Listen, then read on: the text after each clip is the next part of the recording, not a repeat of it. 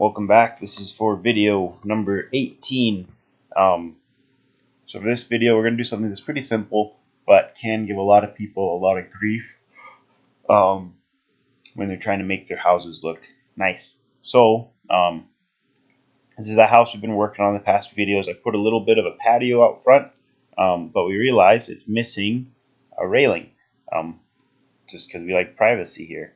So I can create a railing in the architecture tab.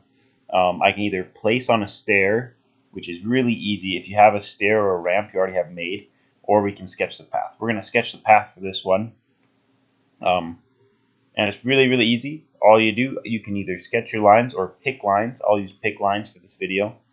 You just pick the lines. So we want a fence all the way outside this back side, just like that, and then you just click the green arrow. And just like that, you should have a fence ready. And it's not on the correct path. So with it selected, we can see it's on the level 2 top of footing. That's not right. We want it on level 1. So we'll bring it up, and it comes up to level 1. It is extending past our concrete. It's kind of cutting through it. So one thing that we can do that works sometimes is we go over here. We can align. Go to modify. Click align.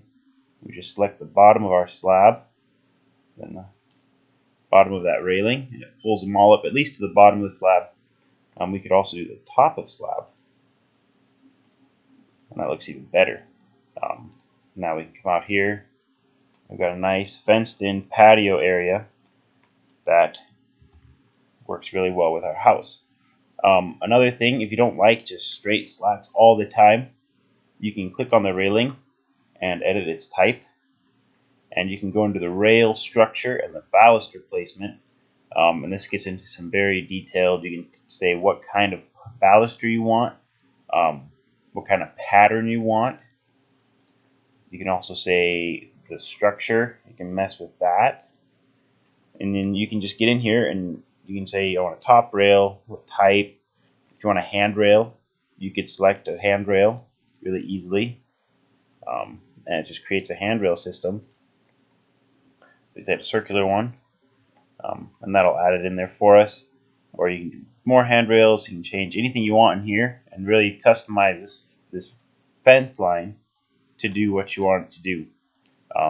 I'd suggest just playing with it, finding what you like. If you like fatter corner posts, you can do that. But it's whatever you want to make it. But this makes your house look just a little bit nicer without doing a whole lot of work.